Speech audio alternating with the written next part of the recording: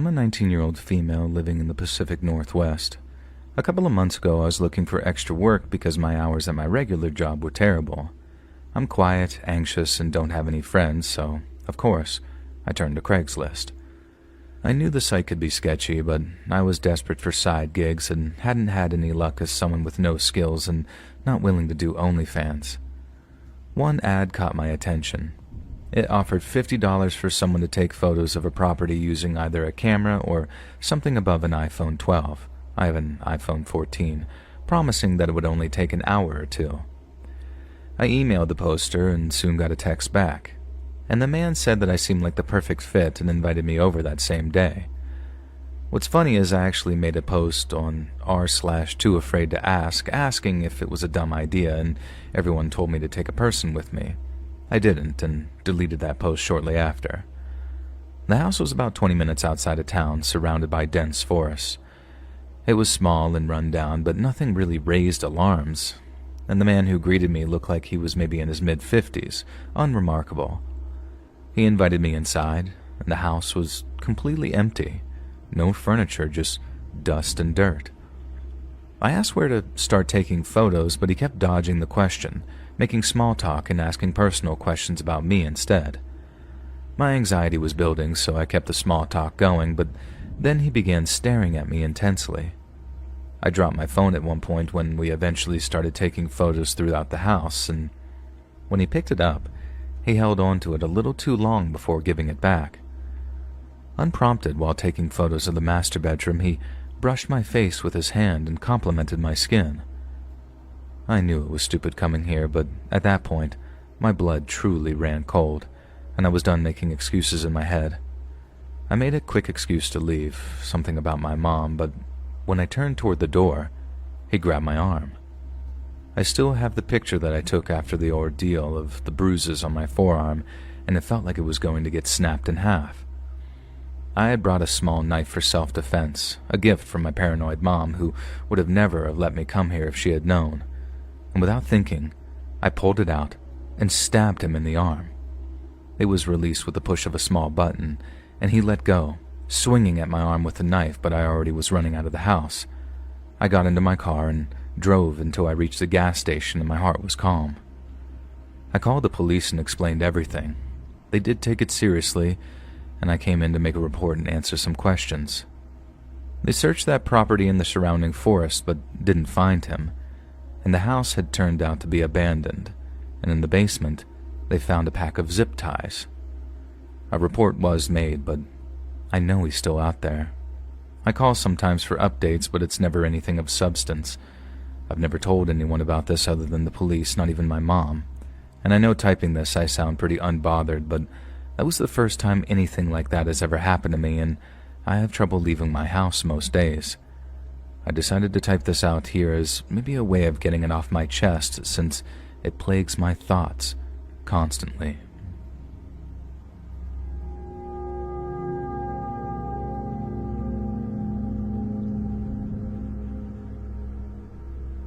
So this happened just last week.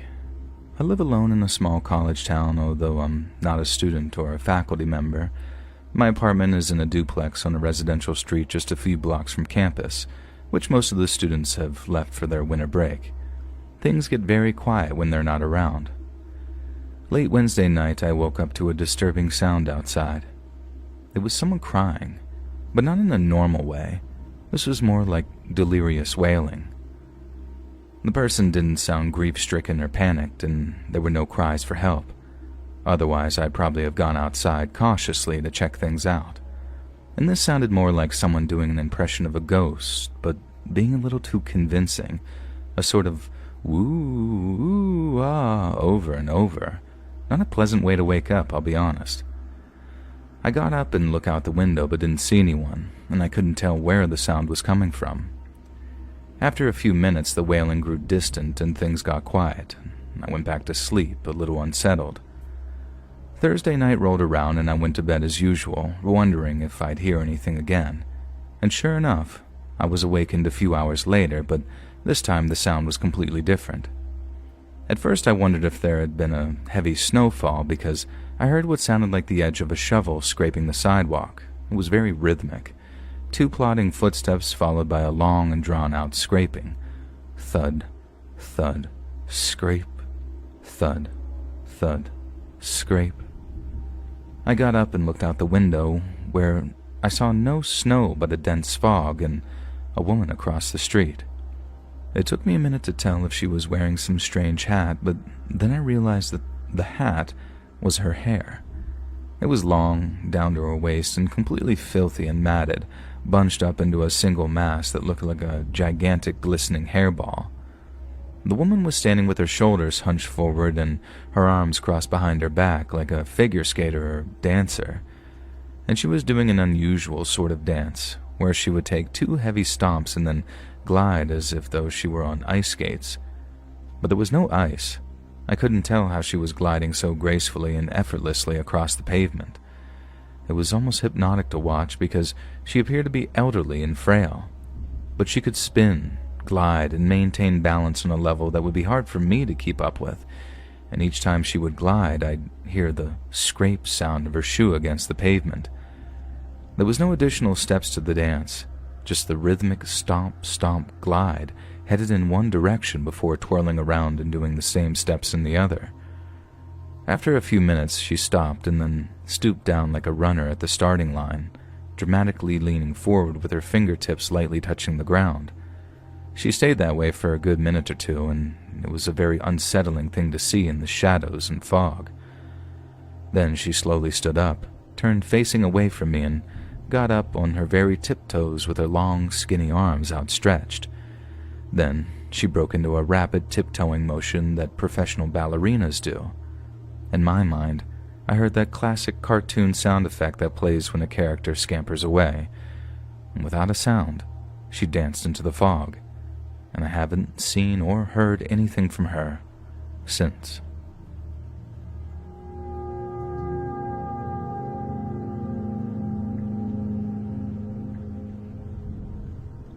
This happened to me many years ago. I am 38 now, and I believe this took place when I was 14 or 15. My family, consisting of myself, my mother, and my brother, who is 6 years my junior, were in the process of moving down the road sometime in the near future and had been fixing the new place up so it was move-in ready for us.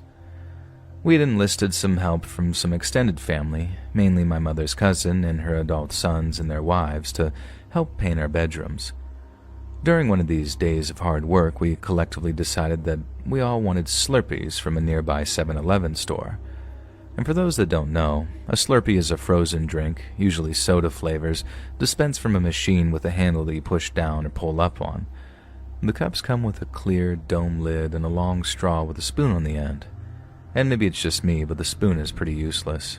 The best part is, since you get to prepare it yourself, you can mix any of the dozen or so flavors yourself in any order you'd like. So one of my older cousins and I decided to head out to get the drinks while the others continued to work in the house. The drive there and the preparing of the frozen beverages were both uneventful within themselves, but what I do remember is walking back outside and hearing a woman screaming something like, "Help me," to my left.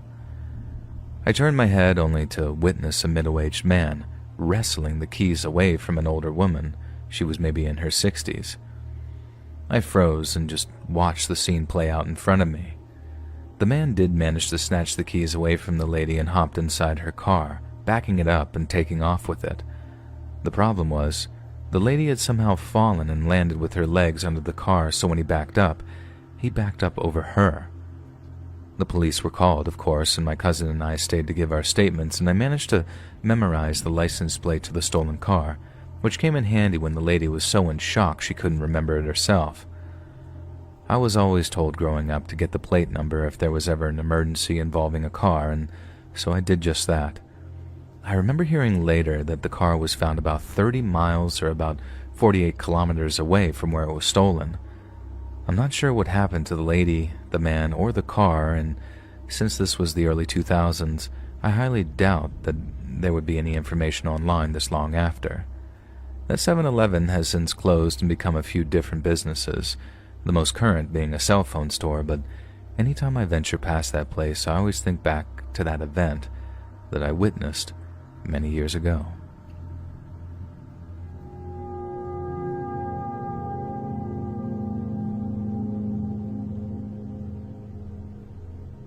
This story takes place in November of 2017, and I was 18.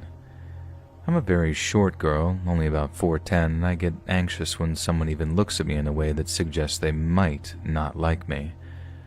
So needless to say, I'm incredibly non-confrontational. My friend and I were out shopping. It was something we'd do maybe every few months just to bond since we didn't have much time to hang out due to college. And she's just like me, barely scraping 5'1" and very non-confrontational. It's probably why we became friends. On every shopping trip we would find ourselves in Ann Summers. We're both overly endowed and struggled to find bras anywhere, and Ann Summers always had great sales, so we grabbed the cheap bras while we could. This shopping trip wasn't any different. We browsed shops until we got to Ann Summers, but that's when things took a bit of a turn. I'd barely stepped foot into the shop when a woman with some sort of Slavic accent stopped me, and her finger jammed into my chest. "Spit the gum out," she demanded. Assuming that she was an employee, I gave a very sheepish, "I'm really sorry," and ran out of the shop to spit the gum out and throw it away. When I went back in, I realized that this woman was not an employee. She was a customer who was browsing and happened to be near the door when my friend and I entered the shop. It should have been obvious to me at the time. No salesperson would ever behave like that, not one that wanted to keep their job anyways. But I kept my head down when I walked past her, holding my breath in hopes that she wouldn't notice me again, and she didn't, and I thought I was in the clear. My friend and I browsed the shop, trying to avoid the woman, but the shop wasn't very big, probably only 15 feet by 18 feet, so eventually I ended up at the sales stand by the door where she had been stood. I tried to keep my distance while browsing. I was looking at the price tags but realized that I didn't know what the discount was, so I leaned over slightly to check the discount sign. It's important that I note that this woman had a pushchair, which is a stroller for the Americans, and you'd think that she'd maybe had a child in this pushchair. But no, it was full of plastic carrier bags. I didn't look too much at it, but I could tell that everything in there was double-bagged and tied shut. Whatever was in those bags, she wanted to protect. This sense of protection became very relevant because when I leaned over to look at the discount sign, I was leaning slightly closer to her pushchair. I was still about 3 feet away from it, but apparently it was too close. The woman was on the other side of the chair, but the moment she saw me, she ran around to it where I was stood. She hits me in the face. It was somewhere between a slap and a punch, and I couldn't quite tell because I was in shock. All I knew is that it hurt. "Watch the personal space," she hissed in my ear, and I apologized to her. This woman just hit me and I apologized to her. I regret it now, but at the time I didn't want to provoke her any further, not that I knew what I did to provoke her in the first place. And in my shock, I turned around and ran to the back area, grabbing my friend's hand and pulling her with me. The back area was separated by a tiny wall that only stretched halfway across the shop since they stored the adult toys there and wanted to keep them out of sight of the general public. I stood there holding my friend's hand and shaking as I whispered, "She just hit me," to my friend, and we stood there for a good minute in silence, and my friend was positioned in a way that she could see the rest of the store while I hid behind the wall. "She's gone," my friend told me, and I let out a breath that I didn't even know that I was holding. "Can we stay here for a while?" I asked my friend, worried that the woman would be outside waiting for me. The front of the store was open, but she could have easily just been a couple of feet down the road and out of sight, waiting for me to leave. My friend agreed, and we slowly browsed the shop again. About 5 minutes later, we got to the counter to check out, and the girl working the counter looked outside and then back at us. "That woman's been in here for 30 minutes. I didn't know what to do." She told the two of us, "What did she say to you?" "She told me to spit out my gum when we first came in, and then she hit me because I was too close to her." "She hit you?" The worker was wide-eyed. "If I'd have known that, I would have called security. I'm so sorry." I smiled and shrugged. "It's fine." It wasn't really fine, but it wasn't the worker's fault. She didn't look much older than I did, and I wouldn't have known what to do in that situation either. And still shaken up, my friend and I made our way out of the store. I looked around but didn't see the woman. "Can we just go home now?" I asked my friend. We hadn't finished browsing all the shops, but I was so paranoid that we bump into that insane woman again. She agreed and we got the bus home. And when I got home, my parents encouraged me to report the incident to the police, and I called the non-emergency line, and their answer was basically, "Well, what do you expect us to do about it?" And unless I went back to the Ann Summers and requested the security footage, which I wasn't sure if they actually had, they wouldn't do anything. It's been just over 3 years, and now I'm sure that that woman was likely to have been homeless and/or on drugs. It's the only explanation I can think of for the carrier bags and her protectiveness. It was either everything she owned, or drugs, or maybe even both.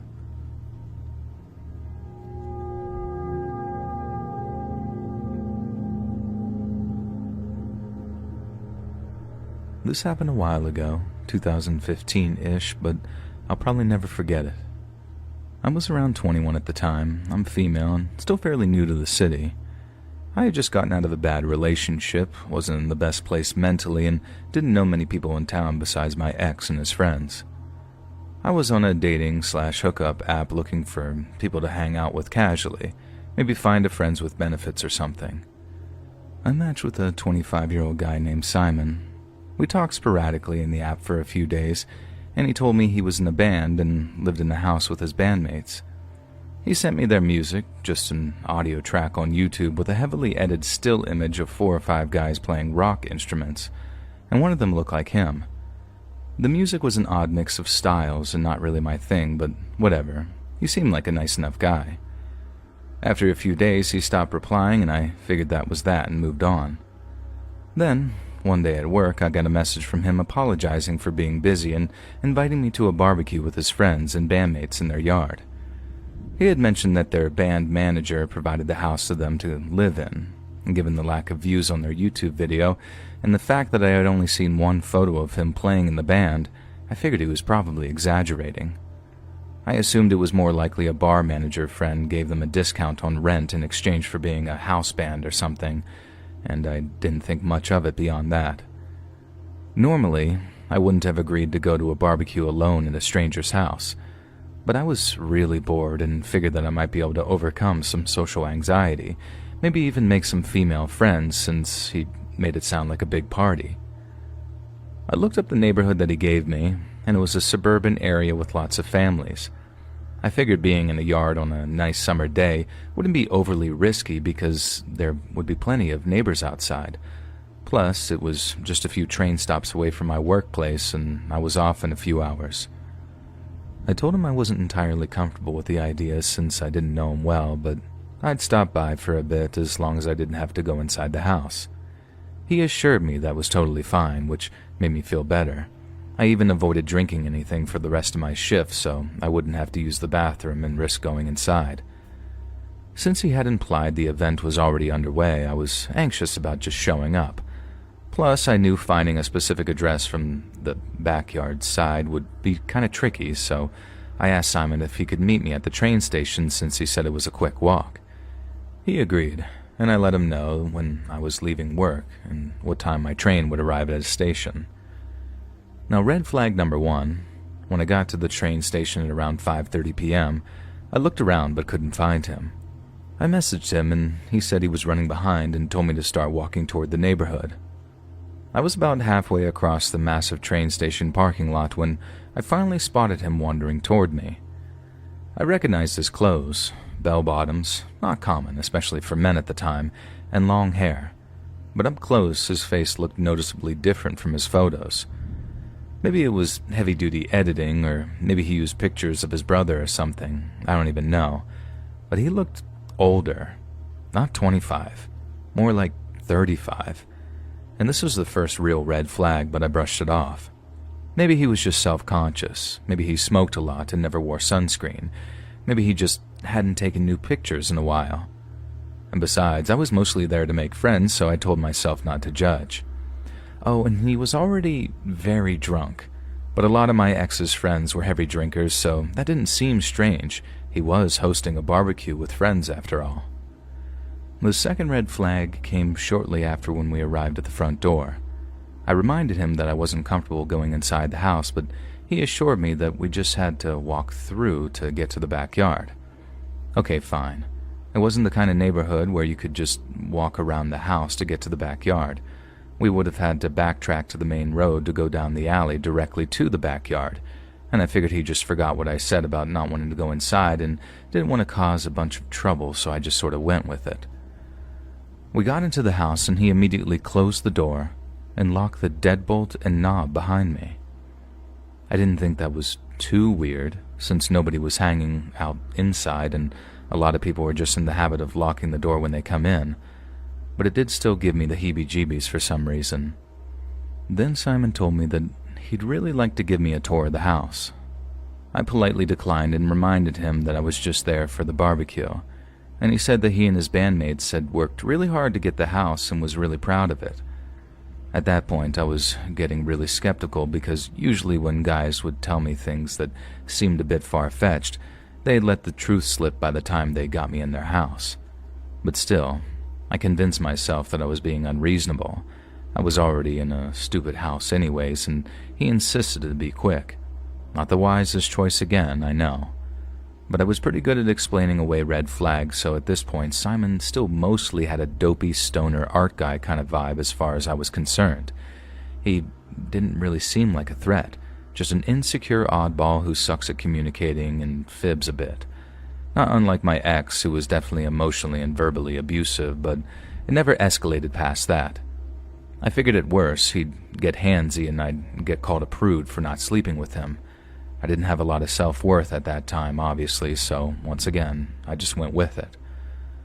The tour started pretty uneventfully, other than the decor in the common area was obviously chosen by a middle-aged Martha Stewart enthusiast and not a bunch of guys in a band or their fake band manager. I didn't know if this should make me feel better or worse. On one hand, he was clearly lying, but on the other, it made me think it was probably just someone's mom's house and she was out of town and didn't want to tell me that he lived at a friend's parents' home and didn't actually have a paying job. Again, total red flag, but I could rationalize it at the time.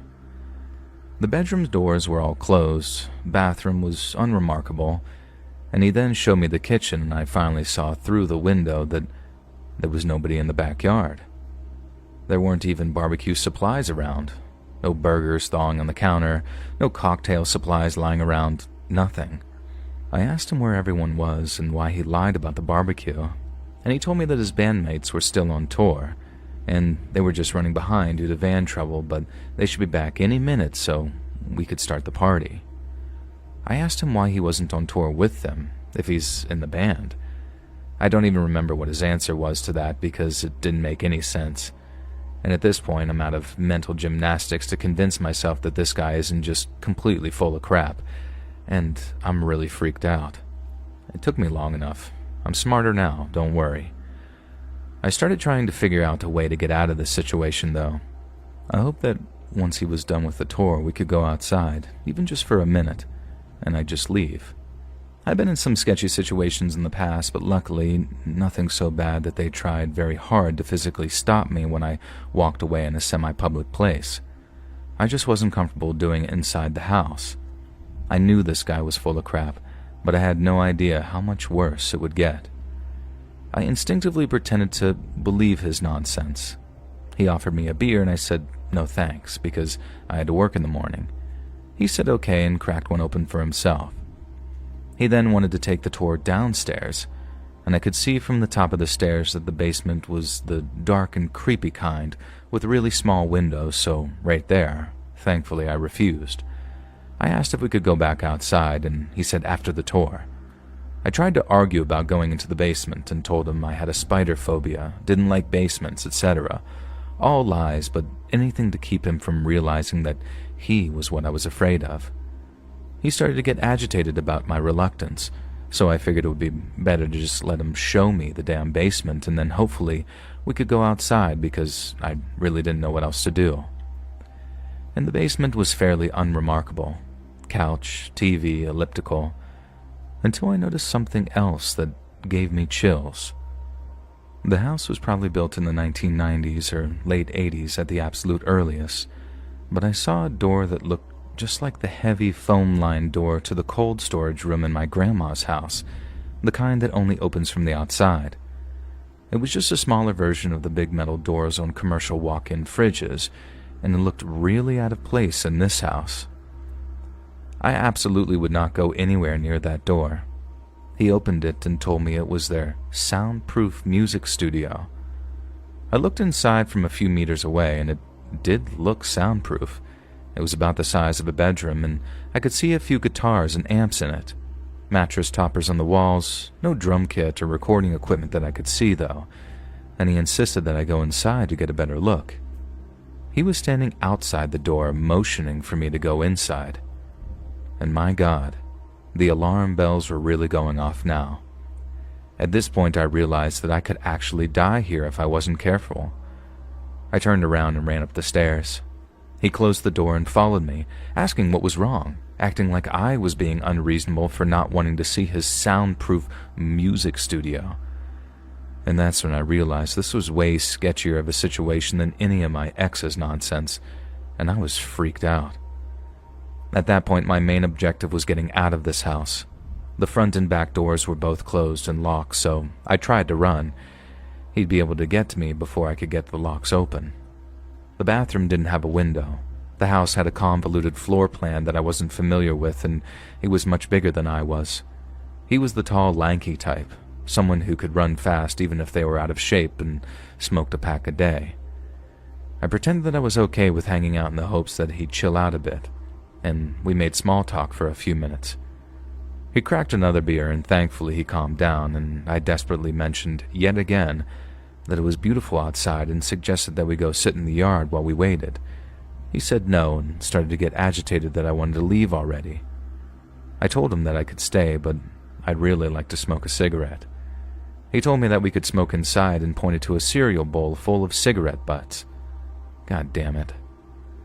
We sat down at the table and lit some cigarettes, and as he was smoking, he started rolling a joint, which he promptly lit as soon as his cig was done.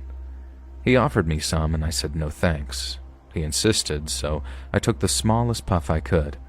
I'm a pretty seasoned weed smoker, but I pretended to cough excessively and told him that I was a novice, that was more than enough for me. And for a liar himself, he thankfully wasn't very good at picking up on the lies of others.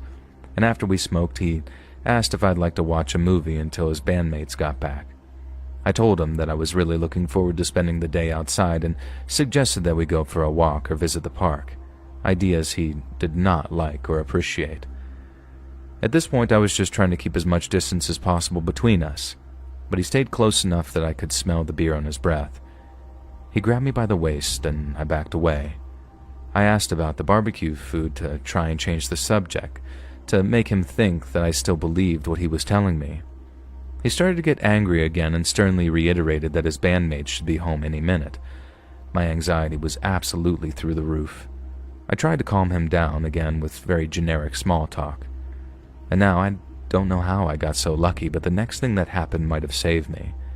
Simon went to the fridge to get another beer and pulled out an empty box.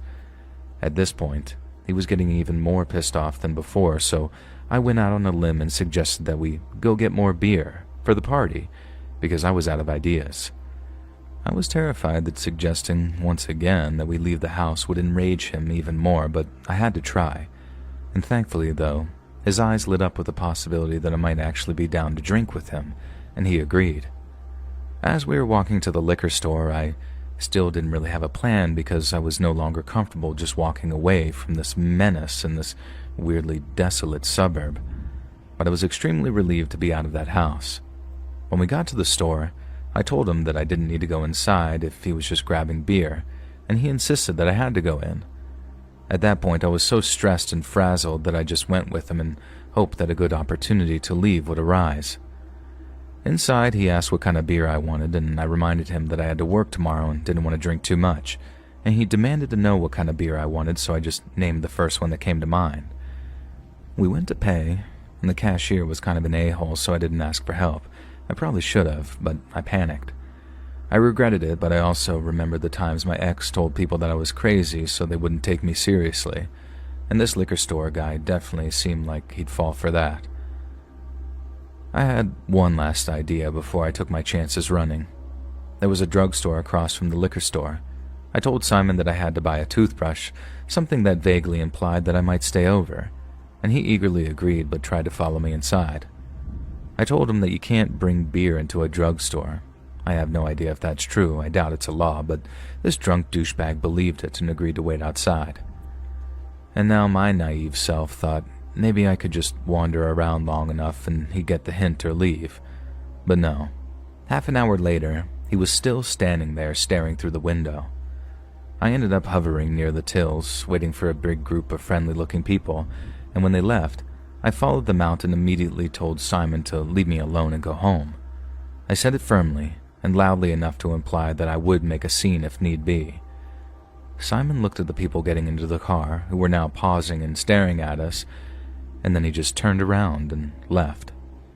Bizarrely anticlimactic, thank God, and I ran to the train station and never heard from him again.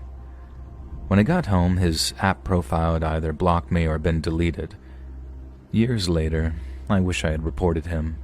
It bothers me to wonder if he tried it again, but made sure that the fridge was stocked first.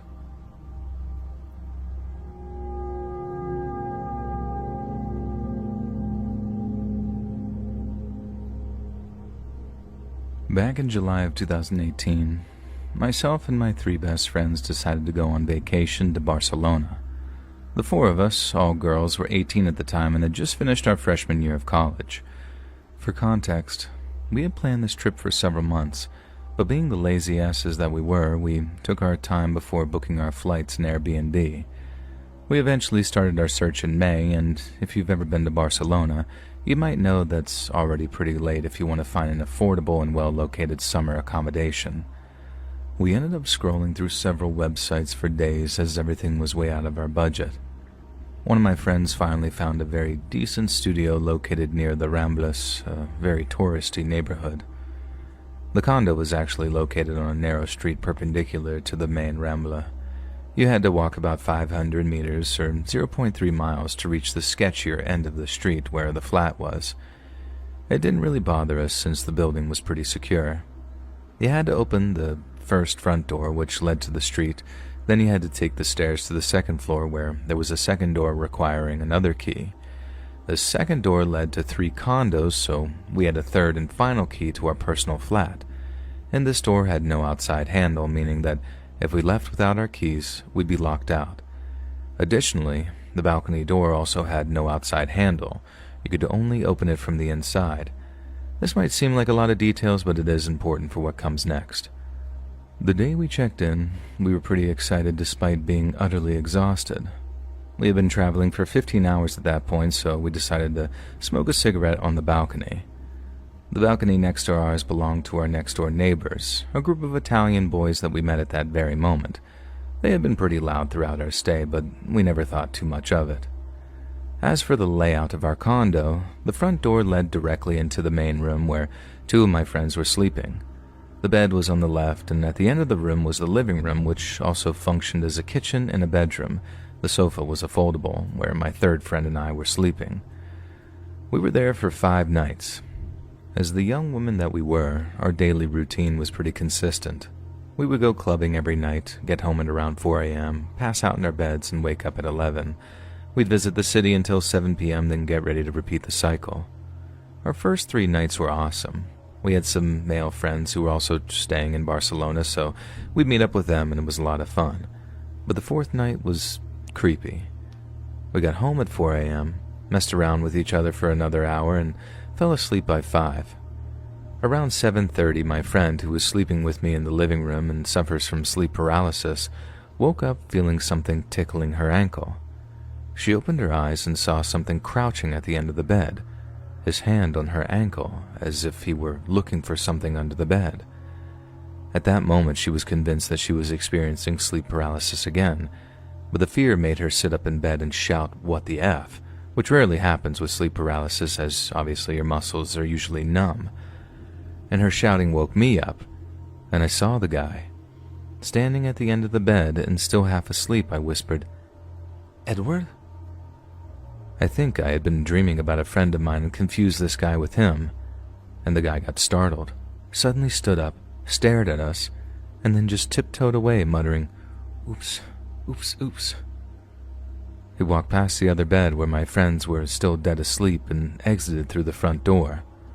My friend and I stayed up for a long time talking about what had just happened, and eventually we woke the other girls and told them the story. And we never figured out how this guy broke into our flat. He didn't steal anything, even though we had left our credit cards, IDs, and phones and cash openly displayed on that table. And the only thing was that we didn't lock the front door that night. But it was closed, meaning that normally no one should have been able to open it since it has no handle, unless someone had a key. We chose not to talk to the police about it because we feared they'd blame us for not locking the door properly.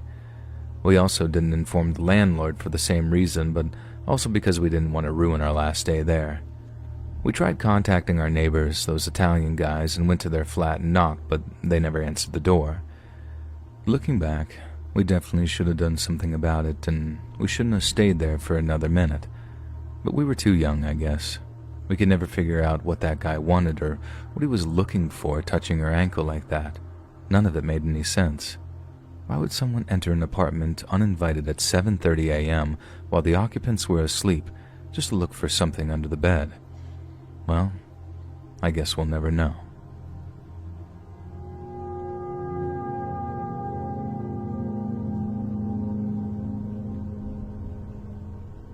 In August of 2023, I was in my junior year at a trade school in Sumeru County for graphic design. A sophomore named James noticed that I wasn't getting dropped off at our home school like he was, and one day he offered to drive me home. I didn't know this kid well. I had spoken to him a few times, but we weren't friends. I told him that my mom prefers to meet people before letting me ride in a random person's car, especially a guy's. At the time, I was 18, so I also mentioned that if he got into a wreck, I would be legally responsible as the adult in the car. And after that, he didn't really bother me much. We still talked occasionally, and it was clear that he wasn't neurotypical, but things didn't get creepy until my senior year. We exchanged numbers because I sometimes helped him with homework that he didn't fully understand, and I also recommended some horror channels on YouTube, like Reddit stories, creepypasta readings, or channels that covered disturbing videos such as Hannah the Horrible, Nick Crowley, and Nexpo. And within a month, he somehow found my home address, and I never told him where I lived, and he got dropped off way earlier than I did. The way our homeschool system worked was that all students on the west side of Fontaine heading into Solani went to one middle school and high school, while students from East Fontaine going into Layu went to a different high school. I never told this kid where I lived, not even a rough area, and at this point I started documenting everything, no matter how big or small. Over the next few months, if I fell asleep on the bus, he would tap my headphones, snap them against my ears, kick my legs, shake me, or call my phone just to force me to talk to him. And in April, he asked me to prom, and I repeatedly told him that I was not interested. He tried to manipulate me into going, so I ended up lying and saying that I had a family event that day. After that, I reported him to the principal for harassing and shaming people into going to prom, and he gave me the most insincere apology ever. It was clear that he had been forced to do it. The next day, he called me and asked if my sister drove a red car or worked at the Sangonomiya coffee house, and I quickly told him no and blocked his number.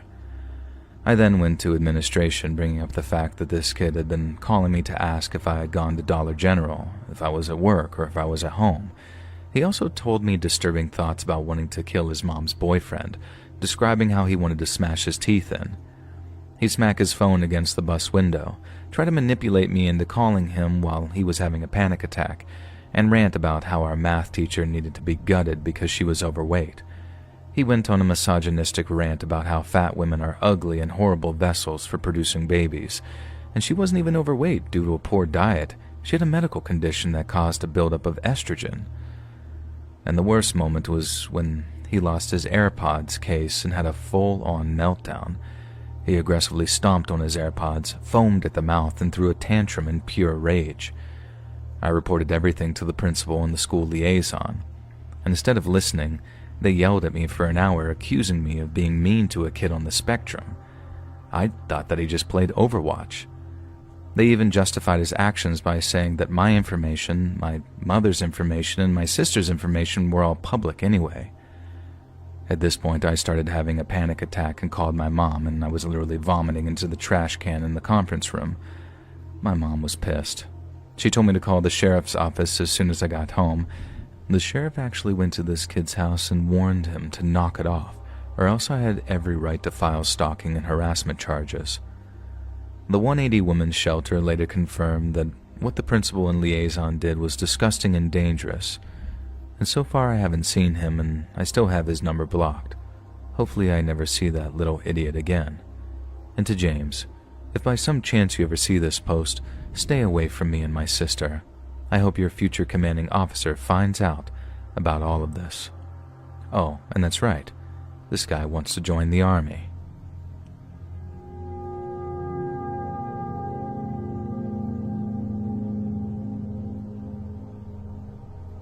I stupidly decided to get gas at 11 p.m. one night because I hadn't made time before work. As I'm pulling up to the gas station, there are a couple of cars at the pumps, which make me feel somewhat relieved and safer going in. But I was wrong. I go inside to pay the clerk since I'm using cash, and as I'm heading back to the pump to fill up, most of the cars leave, except for one truck parked 2 pumps away from me. I get into my car to wait for the gas to fill and start scrolling on my phone. Suddenly I see this guy walking suspiciously around the front of my car, and I glance up to see what he's doing. Unfortunately, we make eye contact. He asks if I have any change for gas, and I shake my head. No, sorry. And he responds, "Okay, that's cool. Hey, do you want me to remove your gas pump for you?" And I quickly respond, "I'm good, thanks." At this point, my tank is full, and he knows it, and he acts fidgety and walks away behind my car. I'm trying not to glare back too obviously, but I subtly am looking around trying to figure out where he is. I don't want to make it obvious how terrified I am. In my head, I'm thinking, how do I leave with him still around my car?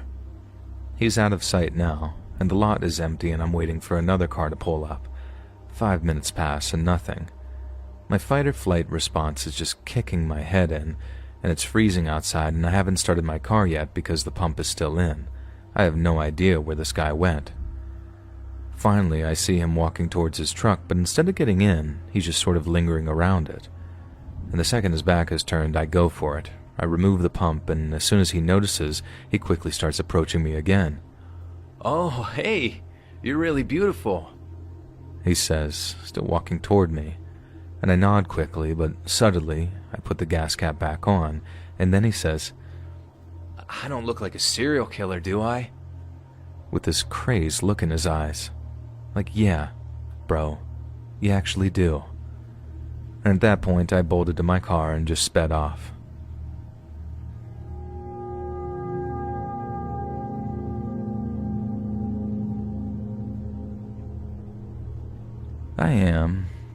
As this was several years ago, a 35-year-old blonde, white, petite Italian-American with barely 2-year-old twins. And now I may be biased, but my boy/girl twins are exceptionally cute. Weirdly though, they don't even look related. My son in particular got a lot of attention due to his strawberry blonde hair and giant blue eyes. So, I head out to Target with my twinsies, parking slightly far from the main entrance because I like to be close to where you can return the carts, and there weren't a ton of carts in this row. As I'm getting out, another couple who parked near me and I exchange smiles. Clearly their son is the same age as my kids. The dad is a bear of a man, huge with a beard for days and arms like tree trunks. And as I'm walking around Target, looking at all the things we don't need, I vaguely notice 2 couples who seem to be in a lot of the same areas as me. They aren't speaking English, and if I had to guess, I'd say probably Russian, but I couldn't really tell. Now fast forward, I get in line behind one of the couples. My daughter is in the seat part of the cart, and my son is in the wide open part. And out of nowhere, the woman from the couple behind me is all up in my cart and personal space. Meanwhile, the couple in front of me, after paying, doesn't move out of the way. Weird. Move over, guys. What are you doing? And then, the woman behind me leans completely over my cart, placing herself between me and my son, and I have no idea what she's doing, still. It seems like her main objective is to block my eye line from him. I have my hands on my daughter, but I can't even see my son. She's a big lady, and she is way too close to my kids. She is leaning so far over my cart that her body is practically resting on both sides of it. Again, I can't even see my child anymore, who, up until 2 minutes ago, was less than 10 inches away from me. I asked her to back up when she started inching closer, but she just responded in her native language. I gestured to show her what I meant, and I repeatedly asked her to please move, excuse me, etc. And it was obvious that I was trying to get her away from my children. Even if you don't speak the same language, it's pretty damn clear what I was trying to imply, and she just blatantly ignores me. I'm trying to lean around her to grab my son and throw him onto the conveyor belt just to get him away from this couple.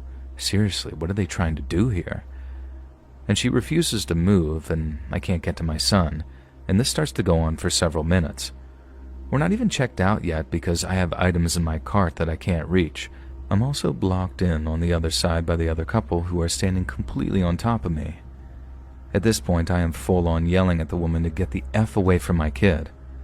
Finally, I grab my cart and smash it as hard as I can into her, and she starts yelling at me, and backs up just enough for me to grab my son, who is now hysterical. The 16-year-old cashier was useless, even though I was screaming at her to call security the entire time. Then the bear from earlier sees everything happening and rushes over with his family.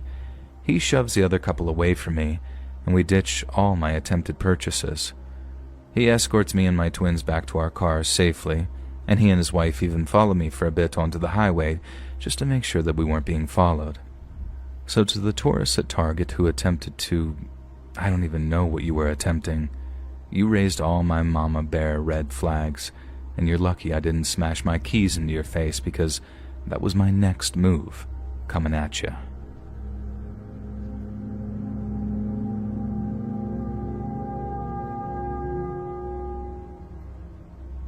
This happened approximately 10 years ago, around 2015 to 2016.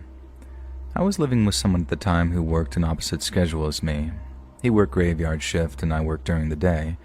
So when I was getting up and getting ready to leave for work, he was just coming home. On the nights during the week, I obviously would be at home by myself. And one night during the week, I was feeling especially lonely and my favorite toy unfortunately broke and died. So I decided to drive downtown to the 24-hour adult store to buy another one. The town I live in is a mid-sized suburban town filled with mostly residential areas. The main downtown area was essentially one small area on the way to the freeway, and my apartment was 10 minutes away. I pulled into the parking lot behind the adult store. The parking lot was dark and had multiple entries all around that led to the bars and restaurants as well as the store. After parking my car, I walked towards the entrance of the store, which was on the street, and to do so, I had to walk towards the driveway that I came in to park. And upon walking to the entrance, I noticed a man standing by himself smoking a cigarette. It was 1 a.m. and not normal to just see only one person standing by themselves there, though I figured he was one of the patrons from one of the bars on the block taking a cigarette break. And as I walked passing him, he says, "Hi," to which I responded with a very quiet hi, but didn't make eye contact with him. And upon passing him, I had a better look at his appearance. He had a shaved head, wore a long white t-shirt with shorts hanging past his knees, and he had a pair of sneakers accompanied with some tube socks that covered his shins. This is not unusual to see in my town, but I was more concerned that he was sitting by himself and instantly took an interest in me as I walked past him. After passing him and continuing to walk to the store, I saw out of the corner of my eye the man proceeding to follow behind me. When I say follow, I don't mean he coincidentally was walking behind me. He immediately followed right behind me as soon as I passed him, making a point to maintain the same walking speed. I did not know this man's intentions, but a man by himself that late at night is a recipe for trouble. And as I looked down the dark and empty street, I weighed out my options of where to go. Initially, I thought, keep walking so he doesn't know that you're going to the adult store. But since it was 1 a.m. and there was no one on the street, I thought that to be probably more dangerous. Then I thought, just go in one of the bars. But then I thought that would give him an easier introduction to approach me. So then I realized my best bet was to continue into the store where I knew it was well lit and people could see me. I proceeded to shop for what I came there for, and the man entered the store behind me but hung out at the front of the store so as not to look like he was following me around. He wasn't even pretending to shop. He literally just sat at the front waiting. And as I was shopping, I heard the man make sort of a s sound, to which I ignored. And he wasn't getting the message, and he continued to make this S sound as I continued to shop without noticing. And eventually I walked up to the cashier, who was completely oblivious to what was going on, and I tried to whisper to the cashier, "Do you know what that man, or does he work here?" The cashier asked me to repeat what I was saying, and asked again, but still spoke in a quiet voice. Not understanding my attempt to be discreet, the cashier responded, "I can't hear you. Say it again." At this point, I felt like my cover was blown, so in a more normal tone, I told the cashier the man in front followed me from outside and won't leave me alone. I explained my car was parked in the lot behind the store and I didn't feel comfortable going to my car, and the cashier said okay. The cash wrap area was an enclosed square-shaped counter to maintain distance between the staff and the customers. The cashier walked to the front by where the man was, and from behind the counter told the man to leave. He then came up and reassured me that he told the man to go away, though the man did not, in fact, go away. He continued to stay there. Given that I didn't want him to follow me to my car, I stayed in the store and pretended that I was still shopping, even though I had already found what I came for. I would occasionally glance at the front to see if the man was still there, and he was. And I kept going up to the cashier explaining that the man hadn't left, so he went back up to the front to talk to him. I heard the cashier say, "All right, enough already, leave the store." And while he was doing this, I went to the far back end of the store to remain out of sight, and by the time I circled back to the cashier, I noticed the man was no longer there. The cashier said that he repeatedly and more assertively told the man to leave. He said the man claimed that he didn't understand English. The cashier then pulled a baton that he kept under the counter for protection and held it over his head and asked the man, "Do you understand this?" To which the man finally left the store. I made my purchase but was still worried about walking to my car, even though I was parked in one of the first spaces near the driveway entrance. The cashier pointed at a small TV behind him that had 4 angles of CCTV footage, and he assured me that the man was gone and told me to come back into the store if I saw him again. He also said he would watch as I walked to my car. Even though I would have felt more comfortable if he had walked me to my car, I understood that he was by himself and couldn't leave the store unattended with customers. And after making my purchase, I sped walk to my car, and I always have my keys ready when walking to my car, so I promptly pressed unlock on my car remote, got in, placed my bag of purchases on the passenger seat, and proceeded to start the car. Once my car turned on, I took off the emergency brake, put the car in reverse, and while putting on my seatbelt, I looked in my side view mirror to back out. It was at this point that I saw that same man in the mirror, full-on speed walking right toward my driver's side door. You see, I was driving in a Accord at the time, and that model automatically locks the doors when you take the car out of park, and as soon as I saw him, I hit the gas and violently pulled out of the parking space. I pulled out so fast that it startled him, stopping him dead in his tracks, and he was now standing right next to my driver's side door as I continued to pull out. I gave him the most serious, dead stare I could because I know most predators feed off the fear of their victims. The stare must have worked. As soon as he saw me pulling out while staring at him, he turned his head back toward the driveway entrance and proceeded to walk back to where he had been standing. He had a look of defeat on his face. My face, however, was overcome with relief. I pulled out of the parking lot and took myself back home. And I felt a bit ashamed for being out so late by myself, and I did tell my boyfriend about the incident when he came home at 6 a.m. He also agreed that going out that late alone wasn't the smartest decision, and I'm no longer with that person, but I still live in the same town, though I never leave my home for anything past 9 o'clock anymore. While the town I live in isn't the most dangerous, there are still enough crimes that occur here that it's also not considered the safest.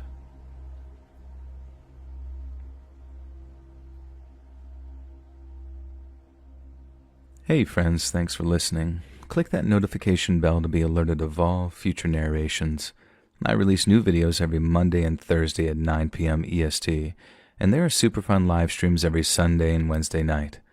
If you got a story, be sure to submit them over at my email, letsreadsubmissions@gmail.com, and maybe even hear your story featured on the next video. And if you want to support me even more, grab early access to all future narrations and bonus content over on Patreon, or click that big join button to hear about the extra perks for members of the channel. And check out the Let's Read podcast, where you can hear all of these stories in big compilations located anywhere you listen to podcasts. All links in the description below. Thanks so much, friends. And remember, I guess I do kind of sound like an alien.